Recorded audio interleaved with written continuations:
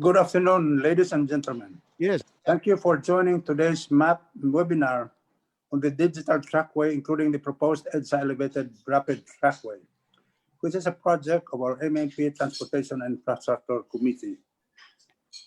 Please settle down comfortably. We will now begin the program.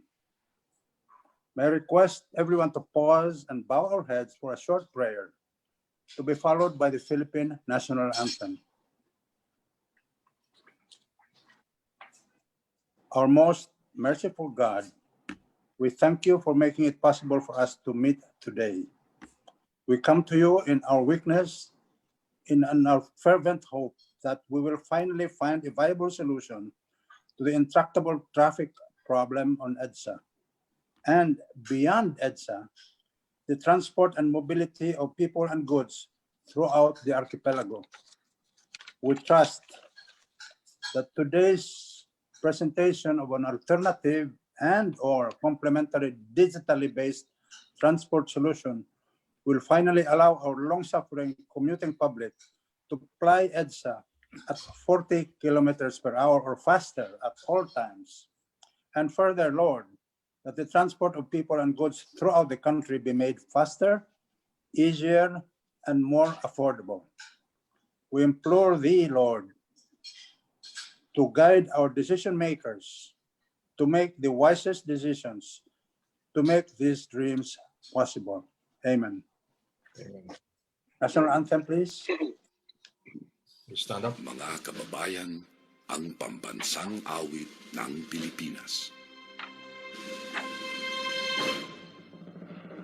Kayang magiliw, pero sa sinakanan, alam ng puso, sa titik mo'y buhay.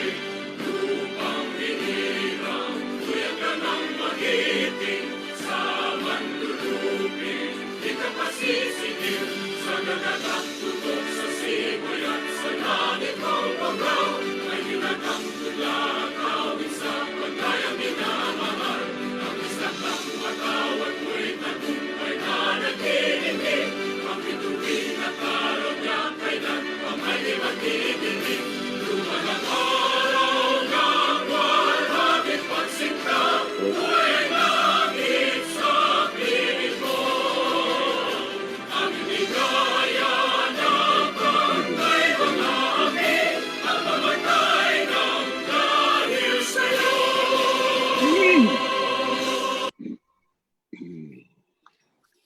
I now call on Mr. Eddie Yap, the chair of the MAP Transportation and Infrastructure Committee, to deliver his welcome remarks. Thank you, Bal. Good afternoon and welcome to all of you to this webinar. Our policy is to provide our members access to information on issues and infrastructure projects for them to form an informed opinion and thereby help in policy formulation when needed. Accordingly, we previously presented Mr. Edgar Saavedra, CEO of Mega White Construction, to present its proposal to rehabilitate NAIA. This afternoon, we invited Mr. Francis YUSECO, who has been an ardent exponent of transportation solutions. Previously, Mr. YUSECO proposed a railroad system in Panay, the conversion of MRT3 trucks to busway, which he proposed at the height of the technical and operational problems encountered by the commuter line. And then this EDSA elevated trackway. Some of these have generated controversy, understandably, but such is par for a visionary like him. So we would like to hear and avail of his expertise, as mass transportation is among the major thrust of this administration, because we believe that it is essential for mobility and for the reset to economic recovery and for the proper functioning of our society. The ball is in your court now, Bal. Go for it. Okay, as stressed by Eddie, today's webinar is the second of a series of webinars of webinars where our committee will invite other private sector proponents and government officials to shed light on their respective plans. The objective of the series is to enlighten MAP members about the pros and cons and not to endorse any specific proponent of a transport and infrastructure project. We are conducting this webinar under the MAP CEO Academy, which serves as the umbrella brand for MAP activities that address the continuing education of MAP members and other management practitioners and the sharing of the latest technologies and information on management and leadership. Before we ask Mr. YUSECO to make his presentation, may I just give you some reminders before we start the presentation. Number one, as participants of this GMM, we would like to inform you that you are automatically muted and your camera video was also automatically off. Number two, you may submit your questions through the Q&A button that you see on your screen. Number three, for your information, you will only be able to see our speaker, but you will not be able to view the other participants. And lastly, at any point during this webinar, in case you lose connection, please join again by repeating what you did earlier in logging in. May we now call on Mr. Francis YUSECO, the CEO of the Trackway Consortium, to make his presentation. Salamat, thank you, Val, Eddie, George, Arnold, and all MAP officers and members. Okay, I'll speak in 3 languages if you don't mind. No? The first is English, second is Taglish, and the third, of course, is Filipino, brutally frank Filipino. I mean, this is a kind of message I want to impart because the solution we're going to offer is something that will benefit not only Metro Manila but in the entire Philippines, as I will explain. Okay, so as I was relating earlier to Mr. Yulo, to George, that my first job was a transport and traffic analyst with First Manila Management Corporation, which is the owner of Pantranco North Express. As a transport and traffic analyst, I endeavored to learn all the tools of traffic and transport management, which are the following: road measured capacity, origin destination, matrix analysis, and then definition of how do you compute systems capacity by combining dwell time, headways, average speed, top speed, and total running time, total dwell time. So okay, so I learned all of that. Okay, but then shortly after I became an investment banker. Okay, investment banker with PISO, which is the counterpart of PDCP during that time. PISO and PDCP were conduits for World Bank, IMF, JICA, ODA, different kinds of Exim-Bank loans. Okay, that was in the mid-70s. In the mid-70s, we were young, idealistic, wanting to help. Okay, so when they offered us to become a conduit for World Bank, JICA, ODA loans, of course we were happy because these were loans that were less than about 1% interest, 7 years moratorium on principal, and 30 years maturity period. Okay, but even at that, we were very careful. Now, we chose only yung mga export-oriented, dollar earning, and sometimes even publicly listed companies. Okay, noong umpisa, okay kami, no? But when we started realizing the conditionalities, ang conditionality niyan, pagka kumutang kayo sa amin, lahat kunin nyo sa amin, no? Raw materials, finished goods, spare parts, maintenance, even consultants. Okay, so but iningatan namin, we were very careful to lend only, as I said, to dollar-earning company. But even at that, all the companies that we loan to, walang natira kundi isa o dalawa. Okay, why? Because unang-una, pagka umutang ka sa kanila, hindi lang yung lahat kukunin mo sa kanila. Okay, the money supply doesn't really enter the Philippines. Hindi naman pumapasok yung pera rito. Ang gagawin nila, i-credit nila yung mga account ng mga supplier nila. Credit supplier A, supplier B, supplier C, supplier T. Okay? Ang papasok dito, katiting. No? Maybe 10-20% of what we're borrowing. Yung katiting na yan, binabayaran sa mga tawag natin, mga employados dito. But they're paid 90%, 70%, 90% less than the counterpart consultants. Okay? That's one. That's two pala. And the third one is the deadliest one. Because when you borrow from this, IMF, JICA, ODA, ngayon nasamahan pa ng AIIB, yung counterpart ng China, no, they dictate to you the kind of currency na papautang sa iyo. In the case of in the case of JICA and ODA, it's Japanese yen. In the case of IMF and other European banks, Deutschmark, US dollar. In the case of AIIB, it's still dollars. Okay, so when the first LRT came about, sabi ko, paano mababayaran to? Samantalang kita nito Philippine peso, no? So hindi ano yan. So with that, I want to state something else, that as a nation, as a people, tayo matulungin tayo. But if we're given formulas and facilities that doesn't make sense because hindi makabiyahe ng tama yung mga goods natin at saka yung mga fisherman's catch, no? Talagang hindi tayo maka-aasenso.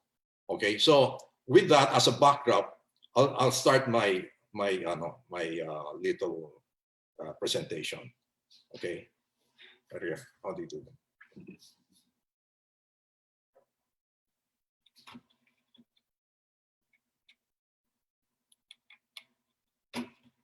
That's what?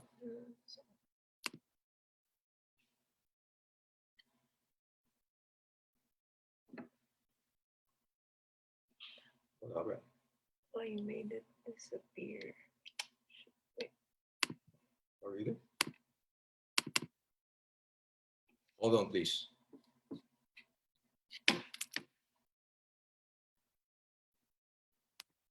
Yeah.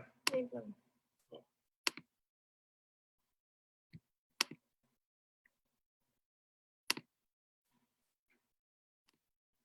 Use this. Okay. No, this isn't working. Use this. No, I can It's use not this. working. Which one do I use? Just press enter. This? Yes. If I want to go back. Back. Okay. Okay. Yeah. I'll start. Okay. Now, for any country in the world to economically, socially, politically develop, you need a nationwide logistics backbone. Okay. To efficiently, economically, and continuously mass transport people, agri, fisheries, and other cargo products. Okay. Now, the mindset, pagka sinabi mong logistical backbone, kailangan naka-release no? There are three words in railroad track: the rail, the road, and the track. But the operative word is the track. Kung may release ka man, kahit ilang tinuladang release yan, ilang kilometering release yan, if you don't have your own trackway, it's gonna bog down. Same with roads. If it doesn't have its own trackway, it's gonna bog down. So the operative word is the trackway, not the railway. No? Okay. The word train comes from the Latin word trahere. Ibig sabihin, to pull or to para hilahin lang, no? Hindi naman kailangan naka-release na nabakal no? This is the first ng train. Kitang-kita nyo, kahoy, no? Kahoy na gulong, kahoy na kaha. Okay? Ayan pa isang example. Itong origin ng train ang tawag nila dyan, wagon way. Kung kitang-kita nyo, gulong na kahoy at saka gulong na kalye. When you say kalye, it's the carriageway. Okay? Okay. So, kung una yung invention ng steam locomotive, nauna at saka yung wrought iron, nauna yung steam locomotive sa internal combustion engine. Okay. Now, si President Lincoln saw the advantage of having a nationwide logistical backbone. Pero hindi siya nagumpisa na. Ang nagumpisa niyan was a young engineer named Judah, Theodore Judah. Okay. He started this dream when he was only 18, that the country, any country, or for that matter, kasi he is an American, to have a logistical backbone, kailangan merong, yun nga, at that time, railroad. Okay, so even after the ravages of the Civil War, you know, Lincoln talked to the different senators. He went across the aisle, no, talked to the different senators and the different congressmen of both the Democratic and Republican parties, and they were able to successfully enact the Pacific Railroad Act of 1862. Okay, yeah. So, yung after the Pacific Railroad Act was built from 1863 to 1869, nagkaroon ng economic boom ang US, no? Kasi they were able to mass transport not only people but agri, fisheries and other cargo products. However, because of the unsustainable operating expenses, even that at that time of railroad, no, after 9 years they started losing money. Okay, so by 1937 there were 70,000 miles of U.S. railroad companies under receivership. Okay, now these are just examples of abandoned railroads, not only in the world, but well, ito yung economic growth ng US, no? These are just examples of the abandoned railroad. You can Google this. There are thousands and thousands of abandoned railroads, not only in the US, but all over the world. In the US alone, there are 1,342 abandoned railways. Okay. So, Francis, if we can go to your proposal na. Yes. yeah, I'm going Can there. we hurry up on the history? We would like to hear the proposal. Sana. Okay. Ang proposal ko, kasi we signed a MOA with the Panay Railways to convert their decommissioned railways into with what we call digital trackway. No? Pareho lang ang operating efficiency niyan eh. Before I go there, I ask for permission na bago ko puntahan yung EDSA, pwede sana kwento ko muna lahat para, you know, mapaliwanag ko, no? If you don't mind. Okay. Sige. So, kasi yung decommissioned railways na yan ng Panay, 36 years decommission yan. Precisely, kasi nga, hindi sustainable. There are no railroad companies in the world making money. Lahat sila lugi. The only reason why they're still there, because the respective governments force their citizens to subsidize them. So, without the subsidies, hindi mabubuhay ang railroads. Kaya nga naisipan ko tong trackway because, as I said, the operating efficiency of a trackway is the same operating efficiency as a railway, provided they're both operated within a completely controlled, therefore completely programmable environment. Basta may sarili silang daanan, pareho silang efficient. But yung trackway natin using DOST road train is 99% less. No, if you Google the PNR Charter, which is Republic Act 4156, no, it doesn't restrict the PNR to operating only rail trains. It allows them also to operate road trains. So ano tong road train na to? Okay, I'll go back. Ang road train na to, dinesign ng DOST. Ito yung road train nila. For passengers yan. Okay?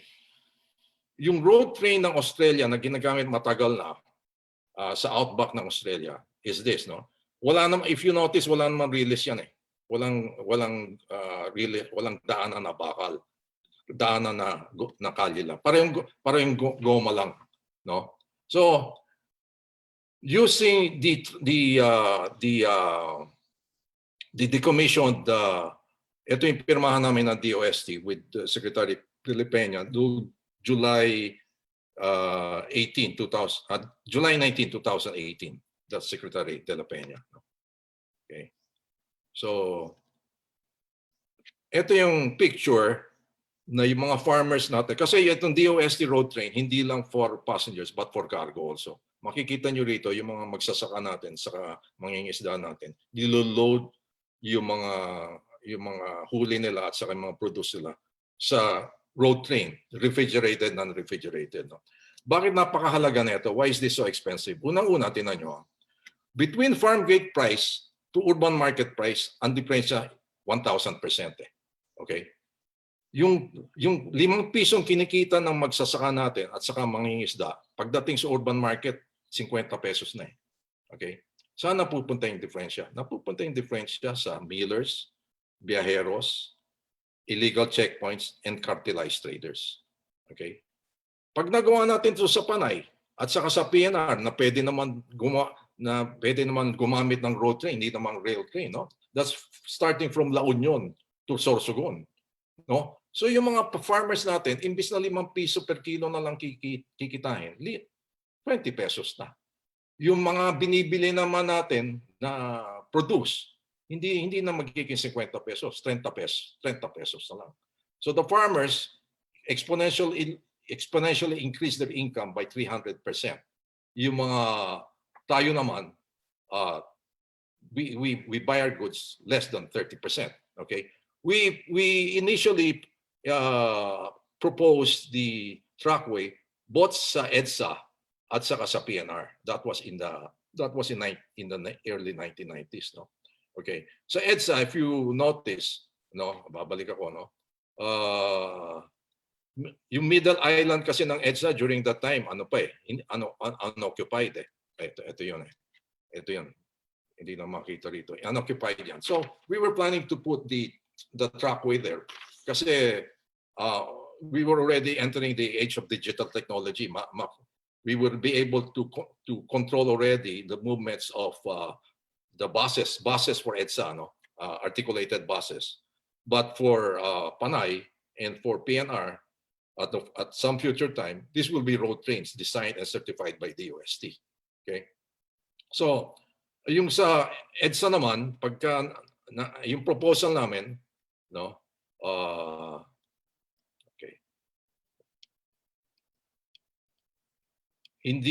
Ito yung road train na gagawin ng DOST for Panay and hopefully for PNR and for Mindanao Rails, no?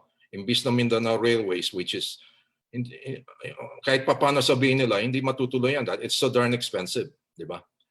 Ang rail train kasi has 100,000 moving parts, lahat imported. Yung road train natin has only 89 moving parts, lahat available sa atin. So, kung magbiyahe ka mula Bicol hanggang Maynila, ina-expect ka ng bossing mo, sasabihin din, bakit dumating ka napakaaga? Sasabihin ng boss. Sasabihin mo, boss, nag-train po ako eh. Anong train? Gulong na goma o gulong na bakal? It doesn't really matter eh. You know, gulong na bakal, gulong na goma, from point A to point B, aabot at aabot yan eh. Di ba? Why will you compromise the welfare of the Filipinos by insisting that a train is only good if it's running on steel rails? It's not. As I showed you, no? As I said, the original word train comes from the Latin word trahere, para hilahin, para umandar. Okay? So, kaya nga nagkaalyado na kami, hindi lang ng DOST, kaalyado na namin dito sa namin, is the Federation of Free Farmers, headed by former Secretary Leonardo Montemayor, no?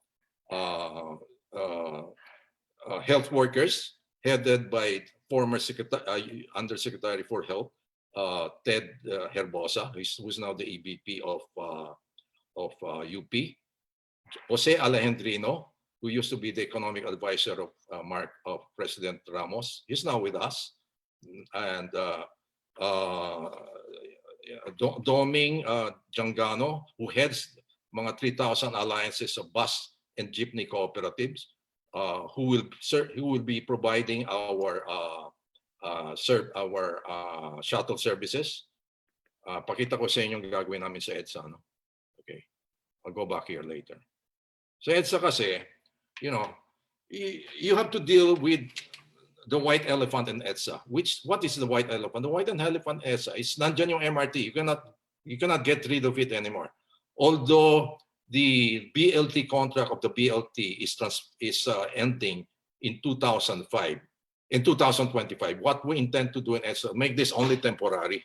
No, ito yung mga overpasses, air-conditioned na what you call parang airport lounges yan, no?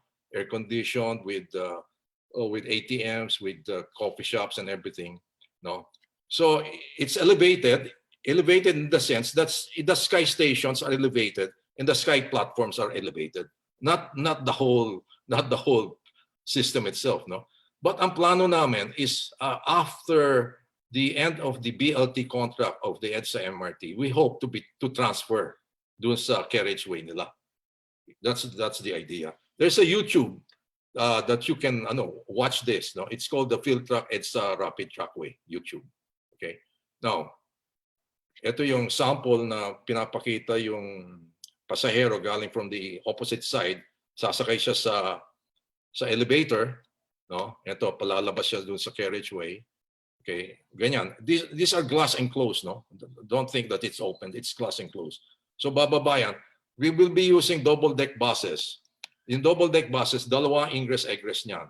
Isa sa second deck, isa sa lower deck. The handicapped people or the aged people, the senior citizens, don't have to go all the way down. They can enter the double deck buses on the second level. Yung mga able bodies can enter, can go down. Kasi we don't want the already congested EDSA to be spilled over by our passengers. Okay, so that's going to be the barrier, no? So if a car hits that, it's not even gonna get scratched. No, it will just go through it without any scratches. This one is being used in Australia, Germany, and Korea. Okay. Now I have to go back here, no, because ang sinasabing the idea behind this digital trackway is to elevate our marginalized farmers and fisher folks. No, I'll show you. Okay. This is the example. This is the right of way of the PNR and Panay. That's 30 meters wide. No, if you're a rail-based system, necessarily you're obligated to be in the middle. Why? Because kung madidiskarel ka, if you get derailed, you have a safety zone. It doesn't apply to a trackway. A trackway system, we can put our trackway on each opposite side. Okay, so that's 4 meters. That leaves 22 meters in the middle. In the middle, we plan to build this kind of homes that yung mga informal settlers all over the Philippines can build themselves, no, for only 1,000,000 for 100 square meters. 2 stories na yan, no. If you are living in Metro Manila and you're forced to, let's say, buy a condo for 4 or 5 million for as small as 18 square meters, here it would cost you only 1 million and you have 200 square meters, no, and you can plant, around your farmhouse, So, yun. Okay. So, okay. Now, this is an example of, road trains carrying, hopefully, all the way from Mindanao, all the way to Apari because what happened in the ang nangyari kasi ngayon, yung inapprove ng budget ng government 777 billion pesos for a mere 148 kilometers PNR, elevated railway, plus the 396 billion mere 36 kilometers na Metro Manila subway. Hindi naman natin kailangan yun sa totoo lang. Why? Subway is nothing more but a deep dark, complicated, very expensive, hard to maintain right-of-way or trackway. But we have a right-of-way. It's not being used. Ang right-of-way na nasa PNR. And it's not strictly confined to rail base. No, we can use the DOST road train. That's our plan. We will start with Panay rails, but our plan, hopefully, no, is to do an unsolicited proposal, no, for the PNR, which to the credit naman of Secretary Togade and Undersecretary TJ Batan, sabi nila they're open, no, for us to submit an unsolicited proposal to convert the 1,100 kilometers PNR, no, railway into a trackway. Where the rails are still existing, we can use the locally made DOST rail train. Pumasa na sila sa international standard. No? When the rails are no longer existing, we ship to road trains. Pareho lang naman from point A to point B. Parehong aabot yan eh. We can do it 80 kilometers per hour, which will be at par with the USA Amtrak. No? So, yung kasing ginagawa nila sa PNR elevated is only for passengers, you know. Pati yung Metro Manila subway na 36 kilometers, that's only for passengers. So, kung hindi natin gagawin tong for our farmers and our fisher folks now, which we have the opportunities because DOST and our technology is here, our software technology. No, we can. I earnestly believe we can. You know, we can empower our farmers, long-suffering farmers, and fisher folks. You know, within the next 2, 3, 5 years. You know, so you know, I'm open for questions. You know, kung sino man sa inyo gusto magtanong, no, dito. So yun nga na sinasabi. I just want to emphasize: a train doesn't have to be running on steel rails. You know, a train can be running on rubber tires, as we showed here. Thank you, Mr. YUSECO, Thank for you. an exhaustive presentation. Salamat. As I mentioned earlier, please submit your questions through the Q&A button. Sorry, but due to time constraints, the webinar participants will not be given the opportunity to speak. The questions will be fielded by myself, by Mr. YULO, and Mr. Limhoko. Please ask your questions or any of the following. Let me start by asking a few questions of my own. What do you see as the biggest stumbling block in making your vision come true for EDSA rapid trackway system? And how do you plan to overcome such obstacle? So EDSA, meron na kaming financing offer from a single family private equity from the US, enough to finance EDSA. No. We're just waiting for the DOTR and NEDA combined to classify us under the law, no, Republic Act 8293, no, in the Intellectual Property Code of the Philippines, classify us as original project proponent. After that, we will undergo the usual Swiss challenge. Yun na lang po iniintay namin. Yun na lang po. George, do you have any question? What do you need from government to fully implement your proposal? Yun lang, yung original proponent status. Yun lang po. That's it. We're just waiting for that. And then they will subject us to the usual Swiss challenge. No. Did they give you any deadline as to when you will get it? I think so because you know, we have the intellectual property rights to this. Samantalang ginagawa na po ng temporary busway yan na napaka inadvisable because napipersa yung mga tao tumawid eh. They're forced to cross EDSA, which is very dangerous, no? Eh yung sa amin, you don't have to cross EDSA. You know, we provide you with a elevated sky stations of 500 meters distance between each station. 35 stations is what we're intending to build. But all of these stations are dismantleable, transferable, and movable. No? So, halimbawa, matuloy yung plano namin to transfer to the MRT EDSA carriageway or to any other corridor, we can just dismantle this. These are made of steel. Unfortunately, we have to import from Vietnam. No? Kasi wala na tayong steel industry. You know. But it will still generate thousands of new jobs.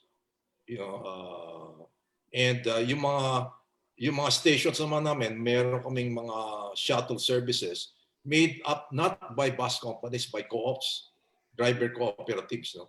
So itong mga driver cooperative na to, nakaabang na po yan sa mga stations. They can bring it to different CBDs of Makati, Green Hills, Mandaluyong, Quezon City, and the different villages all the way from Teachers Village, Fairview, Loyola, all the way to Novali in the south. That's the idea. The idea behind this is to discourage private owners, which occupy really 67% of the space on EDSA. No? Ang bus, to the credit of buses, they only occupy 3% of the space in EDSA. Pero sila napapagbintangan, which I think is not fair. No, I don't think that's fair. You know. George, any question you want to ask? Yes. Or may have been May I? submitted to you? May I? Go ahead, George, please. Yeah. Please go ahead. Okay. Do you mind if I call you Francis? Sure. George. You know, the economic justifications and all the beautiful stories are actually believable and I think doable. The question right now is the challenge of the existing devils of the road, the MRT, the right-of-way. I understand you wanted to start in EDSA, and right now there's just no more space in EDSA to even put a pole or you know. Yeah. How are you looking at this? Well, actually, the present busway in EDSA, if you notice, George, they're actually infringing on our intellectual property. Nandiyo na yan eh. Kaya lang, yung ginagawa nila, napaka-delikado sa tao because wala silang mga elevated sky stations. No? Napipilitan tuloy yung mga tao tumawid sa kalye. Napaka-delikado niyan. And then, yung barriers na ginagamit nila, itong tinatawag na concrete barrier, na pagka hindi mo kontrolado yung speed niyan, tumitilapon yan to the sidewalks. Eh. So far, there have been 12 accidents already in this busway. So, yung sinasabi namin, we will occupy the same space, but they can challenge us. You know? So you're talking about utilizing the same space in the middle of EDSA. Yes.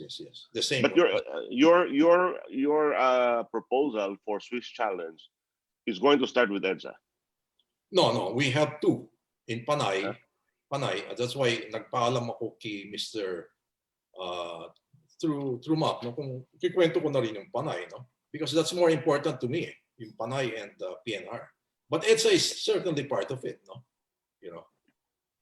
Okay. Because if I may suggest, right, we never finish any project. This center bus lane is has just started. Yes, all the defects you mentioned are there, and I think that has been discussed and supposed to be it's being corrected or remedied.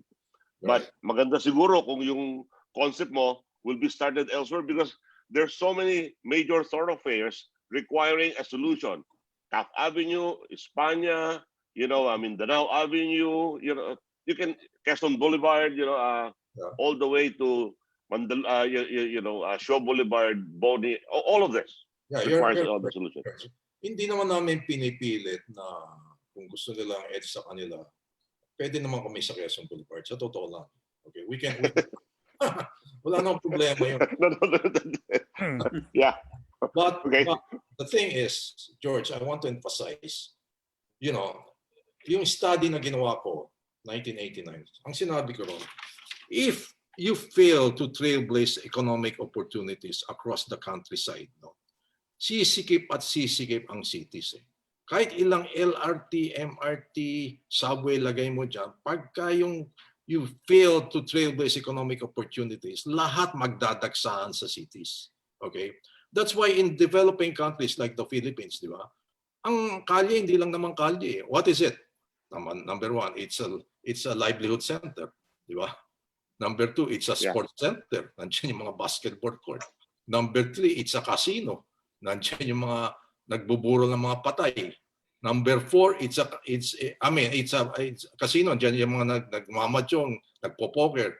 Number 4, it's a parlor. You know, a funeral parlor. Nandiyan ang mga nakaburol na patay, no? And number 5, it's a big parking space. Why? It is, yeah. Because right now, you know, despite the fact that meron namang pagkakataon, no, na inano natin, 50.4% of our population is nagsisiksikan sa cities. Okay. Now, to show you an example, okay. No, I think if I may, Sure. you know, we've discussed these problems many times over in the committee, and I think you're right. Actually, I think we're on the same page. You know? Right. Our challenge is really how fast can we do the solution or provide a solution, because right now, the current administration had taken 4 years to plan, and they just approved all this, high-speed trains and so on and so forth. No, and if we're going to derail it because of a new concept, actually it's not a new concept, a new proposal. I'm just thinking that maybe it would be better if we can put them together, right, in such a way that they will collaborate, assist each other, support each other, rather than prove one is wrong over the other, right? I mean, that's all I'm saying. Yeah. In fact, there's a new law, George. No, it's called Republic Act 11293. This is what you call the Philippine Innovation Act. Okay.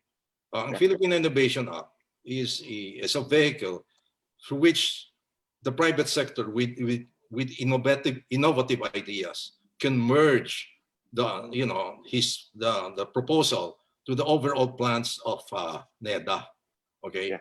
Ang sinasabi ko nga rito, tinan natin. Look what I'm trying to propose.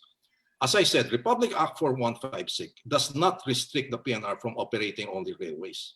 All right. Rail trains. It allows it to operate road trains, correct? Ang gagawin naman, our system, we adopted this from a Canadian technology, which is being widely used in Vietnam, Malaysia, Cambodia, all right?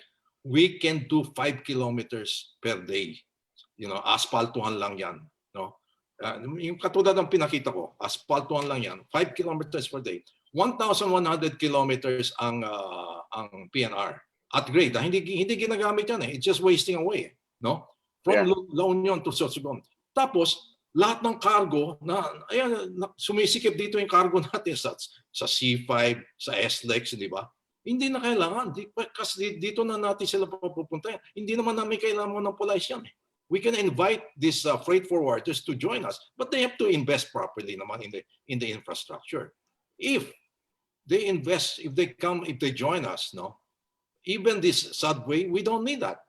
Even this railway, we don't need that, because from Pampanga, from La Union, may mga spur lines yan to Ilocos, Pampanga, sa Bicol, sa Sorsogon, sa Albay, ganun din yan eh. No? Makakabiyahe ka without hindi mo gagampalain yung mga kababayan natin sa Visayas at saka sa Mindanao, because ang nangyayari ngayon it's still Imperial Metro Manila, no? The PNR has not yet even been constructed completely. Humihingi na sila ng 5 billion a year subsidy. Samantala this is DOST, hindi lang kami to, DOST road train, no? We will not ask for a single centavo subsidy. So yung mga developmental budgets. But you just gave the answer. I think that's right. I mean, why don't we start elsewhere? The PNR is not planning to build or rehabilitate the train all the way to the north. Not yet. Right. So let's start somewhere there. Yes. After all, it will take a couple of years to really have it implemented. Or when you said 5 kilometers per day. Yeah, we can do Bal, my suggestion, yes. let's do the concept. if I may come in. Ed? Yeah. Yes, please. Go ahead, Ed. Yeah, let me try to get a better understanding of the proposal of Francis. Let's go to the railroad. You said that we don't need the Mindanao Railroad. Okay, that we can do Mindanao Trackway.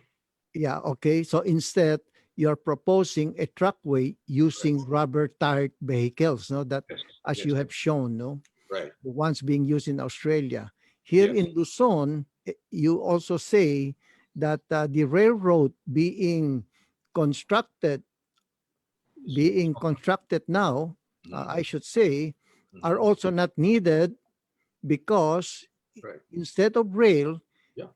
you can use Trackway. rubber-tired trains. Correct. Okay. Okay. Correct. In the same manner, you Right. previously proposed Right. that the MRT3 Right. be converted to a busway Right. using buses on rubber tires. No. Correct. Okay. Now for EDSA, am I correct that you plan to use the same right of way as the existing busway? Yeah, that's the idea. That's the plan. I see. Okay. But Now they you can challenge us because you they're actually mentioned, infringing on our intellectual property rights. No? okay, Patented namin at saka copyrighted. Eh. okay, let me see. Your premise is that napakadelikado yung EDSA Existing. busway Hmm. kasi ang commuters tumatawid sa EDSA. Tumatawid. May I ask you, Hmm. where have you seen this along EDSA from Monumento up to Makati?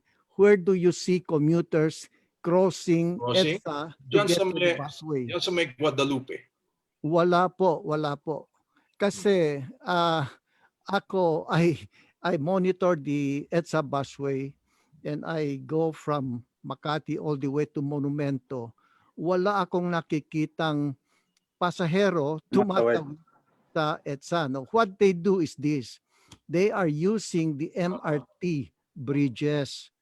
It is being used as interim facilities, okay, to cross EDSA over EDSA and then go down to the platforms. Kaya yung premise mo na napakadelikado kasi tumatawid sila, medyo walang basis, no?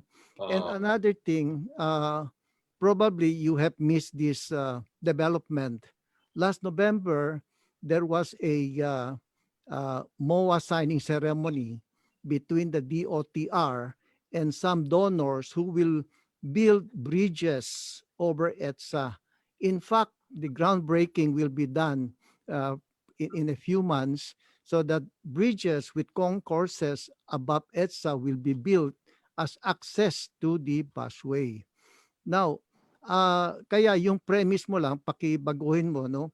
But, I am interested in your proposal to improve the bus system on EDSA because, we know that for a fact that EDSA is very important and that an efficient busway can move more than 1 million passengers per day to complement the MRT, no? So how can you, well, that is premise on the presumption is that if the government will allow you, because right now the government is already operating a busway, why should they allow you to operate that? You mentioned that you have a patent, but then we know for a fact that busways with BRTs started way back in 1971 in England and in 1973 in Brazil, in Colombia. In fact, Indonesia also has a busway with BRT, the longest in the world. Guangzhou also has a busway with BRT, and all of these are operating. And I don't recall that they are paying any royalties to any patent holders. No. Now in Cebu, a busway with BRT is also being constructed, and again, I don't remember. I don't recall that the government will be paying any royalties to any patent holders. So why should the government allow you to supplant them and operate the busway because you have a patent? Yung patent kasi namin is not only for passengers, but it's also for cargos. That's why ever since I said before, when this was rejected during the Cory administrations, because it was supposed to be unproven and theoretical, we didn't know that there was already existing Rede Integrada de Transporte in Curitiba, Brazil. So nobody knew about that, no. But that's why we were proposing this not only for EDSA but for the PNR. We're actually more interested sa PNR and Panay. No, we can actually leave, EDSA kung kailangan if they because we have a technology wherein we can monitor the distances of each bus from each other, the speed, the communication between among the drivers themselves, and the communication among the drivers and the command system, central command system. No? If you don't have this, parang you're operating it blindly. No, parang there are different operators, but they're not coordinated properly. That's one other thing.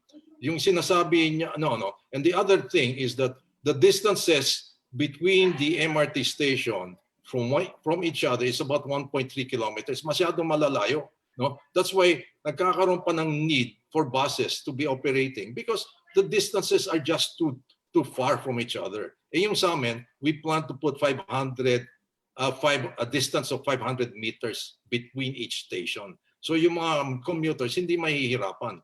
At saka yung mga stations may nakaabang na nga ron ng mga shuttle services by cooperatives, hindi bus companies or jeep or co-ops ng drivers. That's why we have this alliance that joined us, no, of this alliance of co-ops. So in other words, ang plano namin is to give more livelihood, no, to and direct opportunities to these bus drivers and jeepney drivers. Yun. Okay. Francis, Does that answer the question, Ed? yes. Because some people would like proposal has certain good elements. No, for instance, I remember you have a system for the control and management of buses. No, Correct. have you submitted a proposal to the DOTR for this system of yours? Yeah, I think it's a good system. yeah. In fact, there's a very good response from USEC TJ Batan. USEC TJ Batan is the USEC for rails. No, in his letter to us, no, which he wrote to us three times. No, he said, "We think your system is absolutely necessary. No, Is it's it a good complementary to the MRT 3." No? Francis, is it possible to blend your proposal with the existing busway system that is already operating? I don't think we'll have any problem. Basta they also participate in the infrastructure component, no? Because yung infrastructure component naman, we think it's absolutely necessary to have a sky station na it's not too far apart.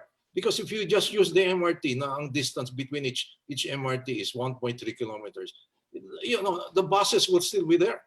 Hindi mo pwedeng mawala yan. But if you provide... Okay. Well, that's good to know. Yeah. There are quite a number of people who would like to come in and ask questions. I would like to make an exception by having June Palafox, who has a question or a contribution to the discussion, to come in and be heard. Sure. Arnold, can we allow June Palafox to come in, please?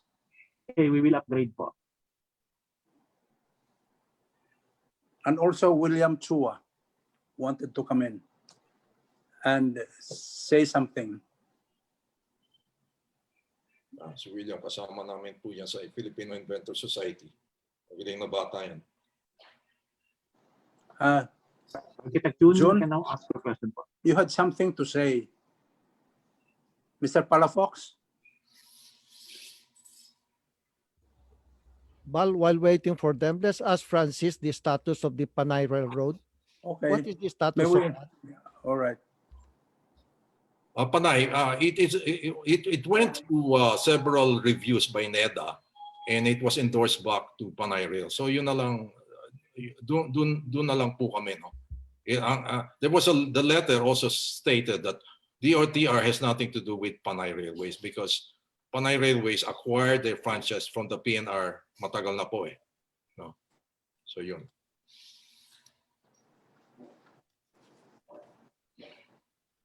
Anyway, we would like to ask John Palafox to come in.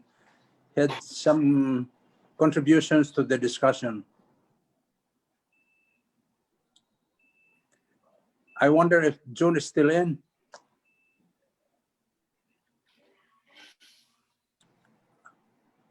Or Mr. William Chua, who had something to say also. Yes, good afternoon. This is my observation lang po dito sa existing natin EDSA carousel, ano. So, tama po si Sir na Francis. We have the same stations as the MRT. So, the concern there is paano po yung mga elderlies natin, mga PWDs, yung pag-transfer nila from the middle going na to the side street. Kasi if you can notice naman po, yung facility is you need to use stairs to go up and down of the MRT station. So, isa na po yun sa nakikita kong I think hurdles. si Mr. Our chairman, Eddie Yap, has an answer to that. Yeah. May we ask Ed to respond to me that, answer please? That is a very easy question to answer. Because if you go to MRT stations, makikita mo may elevator doon. Medyo tago nga lang ng konti. You know, because they don't want these elevators to be used by anybody. These are intended for seniors and PWDs. Maski na in Hong Kong, kung makita mo mga elevators sa tunnels, no? Sa mga pedestrian tunnels, nakatago ng konti yung elevator para hindi yung kung sino-sino lang.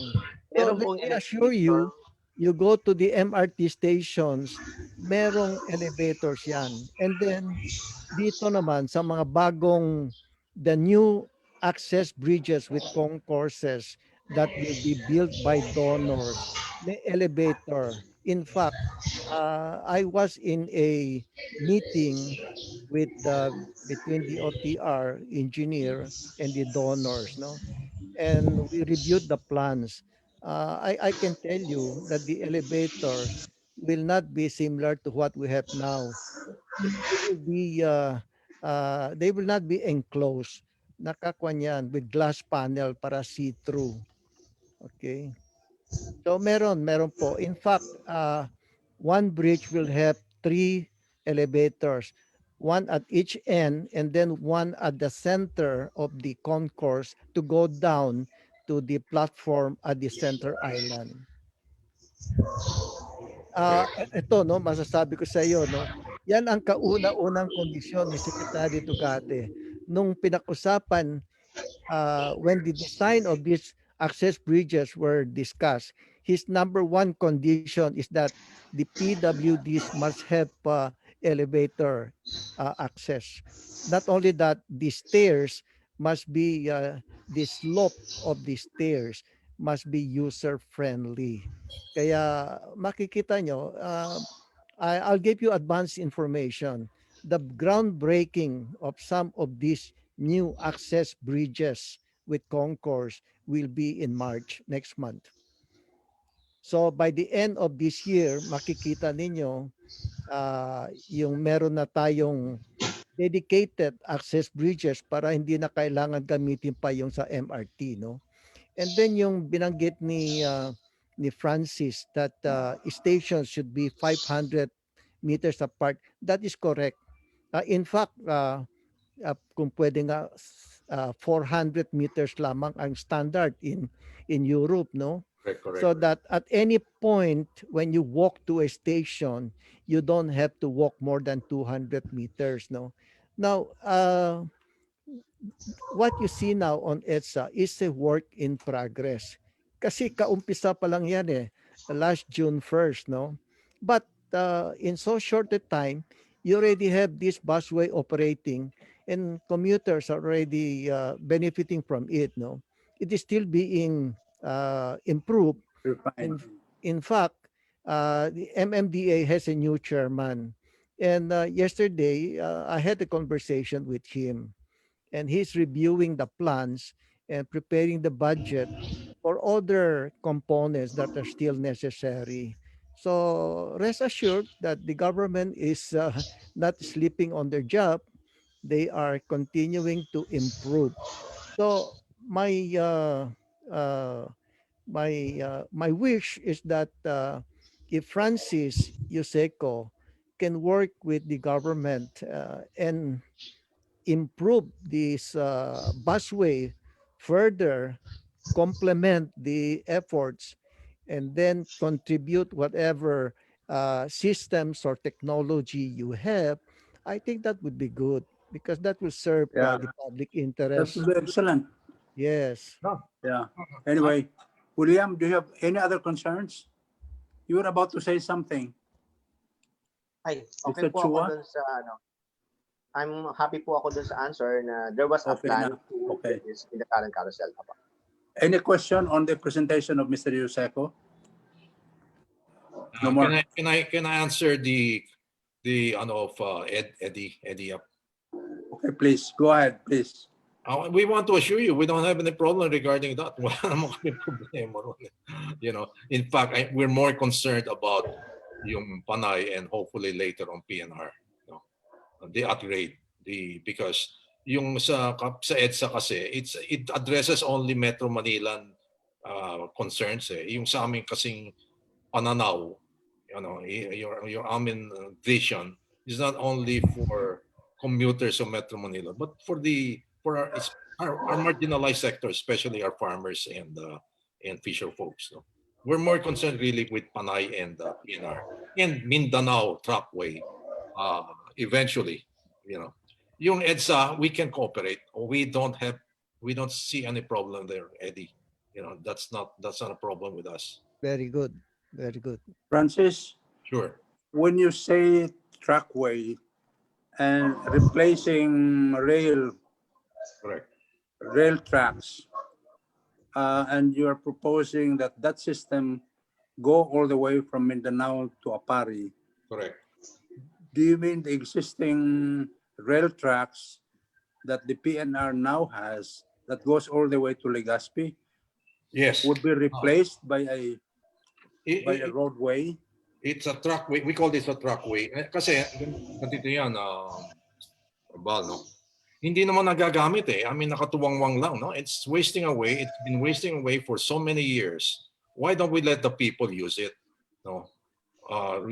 As I said, Republic Act 4156, which is the PNR charter, does not restrict the PNR from using merely rail trains. Eh. Pwede rin road trains. And road trains na ito, gawa naman sa atin eh. Ng DOST. No? Both for cargo, refrigerated and non-refrigerated. And of course, passengers. No? And for the same cost, same combined cost of the mere 36 kilometers na subway and 148 kilometers na elevated railway, we can actually connect the entire Philippines, you know, during our lifetime. We're more concerned with that, really. So when you say trackway, is it going to be parallel to the rail tracks now?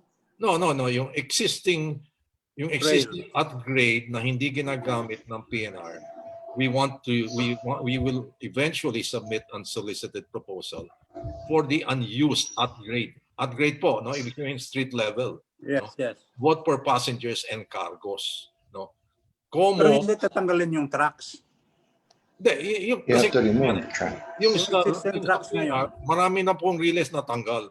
Ang sabi namin ng DOST, kasi meron din silang hybrid na rail trains na na-approve na pumasa na sa international standards, no? So where there are rails, we will use the DOST rail train. But we don't have to import. Yun ang inaano namin. Why do we have to import? No? Eh samantalang pwede naman natin gawin na rito. I don't know if you've seen the rail, if you've ridden the DOST hybrid rail train. Nasakyan nyo na po ba yun? Hindi pa. And I see the monorail they have there in Hindi, yung Taguig. AGT po yun. Yung AGT What happened to that? Hindi. Nakaayos na po yun. No? Ang sinasabi ko, yung rail train tumatakbo ngayon from Calamba, no, to Muntinlupa. Pinapatakbo na po ng DOST yun eh. Pwede naman natin dagdagan po yun eh. That's what I'm saying. Ganun ba? Francis, you showed an image of the DOST bus train, no? Yes. I'm also very interested in that. In fact, I have been presenting that also. Now, let me ask you, what is the current status of that development? Because I understand that the power has to be increased so Yeah. that it can go up inclines. Correct. Correct. Another thing, I think the articulation also has to be improved so that Correct. it can turn corners. No, what is the status of Ang this? status kasi niyan, Ed, no? So, nag-usap kami, I'm in constant communication with them, no? Well, our conclusion, we will not use the 40-meter road train kasi mabagal eh. No, at saka nahira, mabagal. So we will start with the 17.5 road train na design din nila. That's undergoing already, no? I-extend po namin to 17.5 meters lang, no? Both for passengers and cargo. I think I showed that earlier, no? Pinakita ko sa inyo. Hindi to nakikita nyo, mabagal po yan eh. That's only 35, that only travels at 35 kilometers per hour. Yes. I understand there are some units in Clark. Are they still running? No, the one in Clark is the 40 meters, which is kind of slow. No, if we want to have a very efficient transport system that transport, our cargos, dapat at least mga 80 kilometers per hour, which would be at par with Amtrak's 50 miles per hour. That's the idea. I hope you can work with them to improve that bus train because they will be very useful in EDSA. No, hindi maganda sa EDSA yan, Ed. I'm sorry. Why? It's too long, no? Sa No, EDSA, the shorter one. Yeah. You mentioned yung 17 meters, no? Yung sinasabi ko nga sa EDSA, ang bagay sa EDSA because of the white elephant, which is already the MRT3, no? Ideally, it should be double deck buses kasi vertically it carries more passengers, no? But horizontally, it occupies the same space as an ordinary bus, right? Yung double deck buses kasi can carry up to 72 passengers in separate Wi-Fi equipped cubicles eh. Hindi naka-separate na pero kanya-kanyang cubicle na yan. We understand that. Now, what about in Guangzhou, which has one of the most efficient busway with BRT? Are they using double deckers? No, they're not, no? Articulated. I think there's a reason for that because in operations of this, you want to have the commuters, the passengers, quickly embark and disembark. Now, if you have a double decker, like our experience in Hong Kong, when you're at the second level, it takes time for you to get down. That's why why we decide yung dito sa EDSA kung matutuloy man, no? Kung hindi pa matuloy yung EDSA, that's why we have two ingress, egress, isa sa upper deck, isa sa lower deck. So the dwell time would still be mga 30 seconds. Tumulong ka, Anyway. Francis. Tumulong ka dito sa EDSA busway para lalong ma-improve yan. Walang problema. Okay. We're here to help. Anyway, yes, there are some people who would like to ask some questions. Mr. Manuel Galvez would like to ask a question. We'll allow you in, Mr. Galvez. Good afternoon. I'm Manny Galvez, Philippine Groundwater Society. My question is, during the monsoon season, some portions of EDSA become unpassable if you have to apply this. In fact, in any area where flooding occurs, disastrous flooding occurs. So what happens in your operations in case such flooding, such as, for example, in Quezon Avenue, or I'm sorry, EDSA corner Quezon Avenue, there are times during the year rainy season, where during the rainy season, it talagang masama ang baha doon. Hindi nakakadaan ang mga sasakyan, including buses. How do you plan to address this, please? Thank you. Are you asking me, Manny?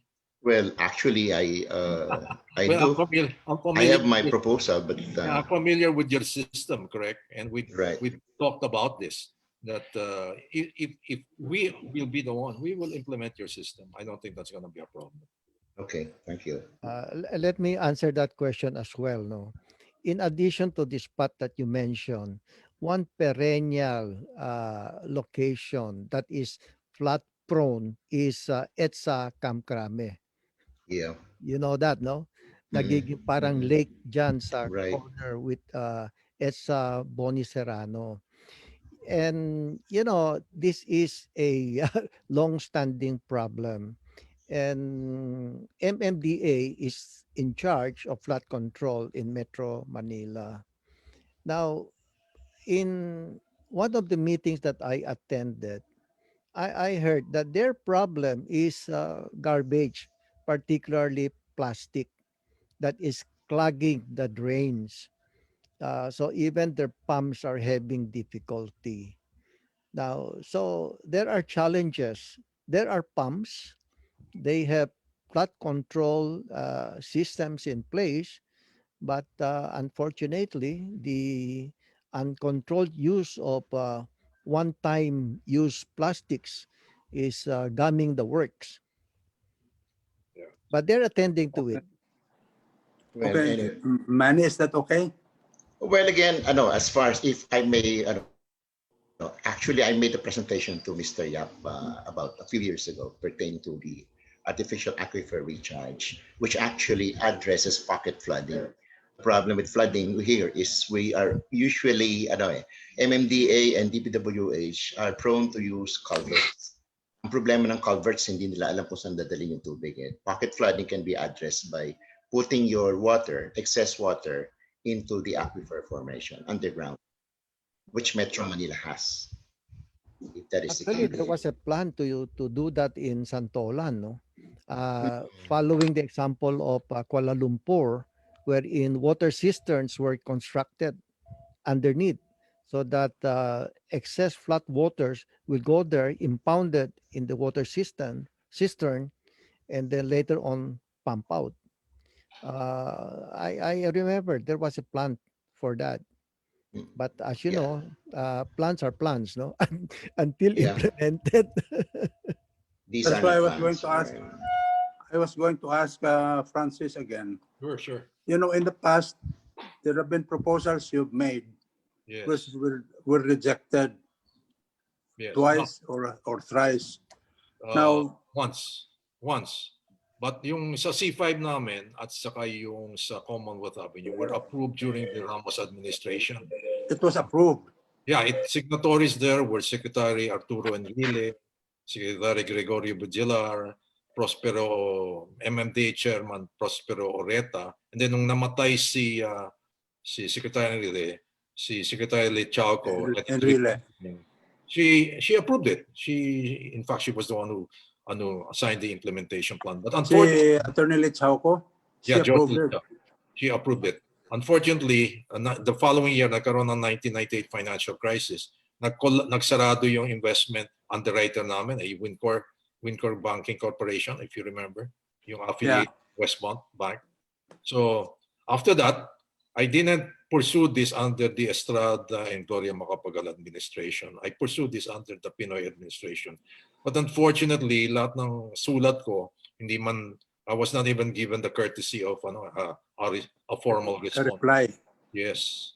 So I thought this is the best time, propitious time, if I may call it, no, to revive it. And mabuti naman nakikinig. That's why we're more talaga interested sa Panay, but we're more than willing to help sa EDSA. No problem there, Eddie. Let me assure you that. What prevents you from reviving the Commonwealth and C5 proposal? No, Commonwealth Avenue is there already. Meron ng MRT7, di ba? It's gonna be superfluous. No. We'd rather, kasi kung once we implement Panay, we will be the first in the world to convert a decommission or abandoned railways into our digital trackway. Tayo po mauna sa buong mundo. You know, we can be proud of that. And we can help our farmers and fisher folks, as I explained. No? Hindi na sila kailangan dumaan sa mga millers, biyaheros, illegal checkpoints, saka mga cartelized traders. Diretso na po sila.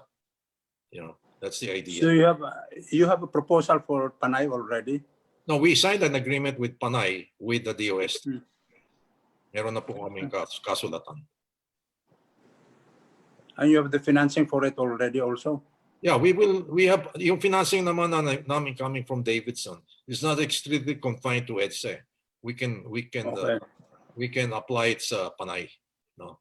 Because we have an incoming $150 million offer also from Davidson for that, and that ought to be enough. Maganda sa Panay kasi Capi is still the seafood capital of the Philippines, di ba? Yes. And then ang phase 2 niya would be from Pasig to Caticlan, where San Miguel is, no? And dadaan ka sa Aklan, tapos sa Caticlan, andun niya yung San Miguel International Airport. Tapos meron pa silang 1,000 room 5-star hotel facility, although it's not active now, no? But ibig sabihin, kung diyan ka nakatira sa Iloilo, no? Every weekend pwede ka mag-Boracay. That's the idea. Francis? Yes, sir. Okay. Can your George, system, please. can your oh, sorry. George.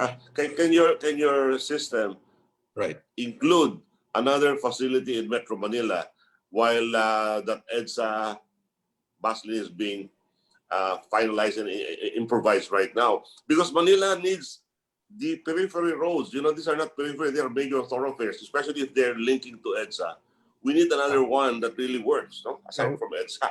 Yeah, we can do this in Quezon Boulevard, along Quezon Boulevard, connecting to Rojas Boulevard, going straight to Divisoria, sa east, and going to Baclaran, and then connecting to MRT3. We can do that also.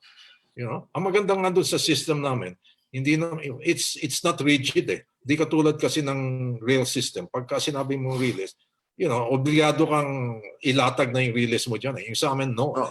No, I agree with you. In fact, Eddie and I have been discussing Flexibility. The trambia that we took out. We used to have a long rail of trambia, and that should be working.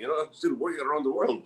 We should have taken that out because the design of our road network in the city are very slow. So yung jeep natin, akyat baba, di ba, every corner.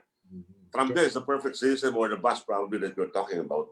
In the areas like Dapitan, España, Taft Avenue, and the likes. Yeah. Pero, if we're able not to trailblaze economic opportunities outside Metro Manila, talagang let's say, ikaw nakatira rito, nakikipagsapalaran ka sa mga madidilim, mapanganib, masisikip, madudumi, mga informal colonies. Pag narinig mo si Kawaning, kumikita na ng 20 pesos per kilo, imbis na 5 pesos per kilo, kusang loob eh. Kusang loob, sasabihin, balik na tayo rin sa atin. Meron pang pabahay itong sistema na to, 1 million lang, bibigyan ka makakabuild ka ng 100 square meters na bahay. Katulad ng pinakita ko sa inyo, no? It's a Canadian technology, but being used widely now in Vietnam, Cambodia, and Malaysia. So why should tapos the idea nga behind this, that magtatayo na kami ng mga eskwelahan doon, churches, schools, clinics, The idea being, it addresses all your human and pet needs. Why should I now, Exactly. Yeah, We say the same thing. Yeah, go to the cities, Well, you're supporting the Balik Provincia program, actually. Yeah, in a way. That's Yeah. very good. So we're more really concerned about the conversion of the decommission railways into our trackway. We will be the first in the world. If we can do this, we can replicate this in other parts of the world. Sa totoo lang. Well, I think we can wrap up, no? I guess we can wrap up. There are no more questions. Yeah. So I guess we would like to thank you, Francis, Thank you, Ren. Thank for you. that really exhaustive presentation Thank you. and exhaustive answers to our questions. Yeah. Thank you very much. And Thank you. Thank you. participants for Thank you. participating. Thank you. Thank you and good day. I was in another. Thank you, Ed. 2 webinars. Oh, June, andyan ka pa pala. Kanina pa kita tinatawag. Francis, ito pa si June. Oh, sige. Invited me to be part. Magkaibigan We're kami extended for June. Magkaibigan kami ni Jun. Yeah. Any question? June, you had something to say. Yeah, we cannot look at transportation by itself. We should look at the land use. Because the land use is the demand side of transportation. The transportation mode is the supply side. I think we should look at that. And tama rin si George, we have so many circumferential roads and radial roads put forward by the American Corp of Engineers by 1945. The LRT is team leader for the World Bank Funded Metro Plan, which has completed 8 lines by 1992. Na-interrupt ng people power, hindi natuloy lahat yun. Oo. Kaya MRT7 ngayon lang, circumferential road number 6, 1945 pa na-propose, ngayon lang ginagawa. Maybe with Eddie here, maybe the management of social facilities, maybe we can also tackle the management. I think EDSA, there are 14 agencies plus the 17 LGUs plus so many barangays. I think it's And you're supposed to fix that with the MMDA church charter. June, your observation is very I was accurate. by Barangay Ford. Nagalit sila sa akin. Kasabi ko, open up the road zone. Ford's Park, you can go 10 stories. 75% of Ford's Park, maybe including Eddie, nagalit sa akin. Yung 25%, gusto rin yung proposal ko. Sabi ko, why did you not speak out? Sabi niya, we did not want to sound like we needed the money. Let's talk about that some other time, no? But Yeah. let me say, Bal, and June, no, your observation that the Metro Manila is really large, and we really need transportation systems all throughout. Yeah, definitely. Yes. So I personally would like to encourage Francis, who is an exponent of mass transportation, a visionary, and that as advocates, I can sympathize with you that the job of an advocate, maski na si June Palafox, you have been proposing so many futuristic plans and ideas. Like for instance, yung spillway, hindi natuloy, Ganyan talaga. That is the nature, no? Now, when you mention there are so many LGUs, I myself, in my several articles, I attributed this situation of ours to what I call bureaucratic fragmentation. Okay? So here, for instance, EDSA na lamang, ito, sabihin ko sa iyo, no? MMDA is in charge of traffic. Okay? DOTR is in charge of public transportation. But DOTR does not have representation in the MMDA Council. So, for instance, Francis, yung busway na yan, kailangan ng road space. Right. DOTR has no say on that. Kailangan, it must be with the conformity of MMDA, no? So that's why yesterday, in my conversation with Chairman Benher Abalos, he promised to take a look at this and see how he can help, no? Because these agencies has to work together to solve a common problem. So Francis, thank you very much for Thank you. accepting Thank you, our Francis. invitation. Salamat. Yeah. Okay. Keep going. Okay. Okay. Okay. Thank Thank you. Val, thank you With for all of emceeing. that done, Thank you we for shall emceeing. declare the webinar closed. Okay. Thank you. Bye. Thank you. Thank Bye. you, John. Bye. Thank you. Finally, we got you. Okay. Bye for now. Bye-bye. Thank you.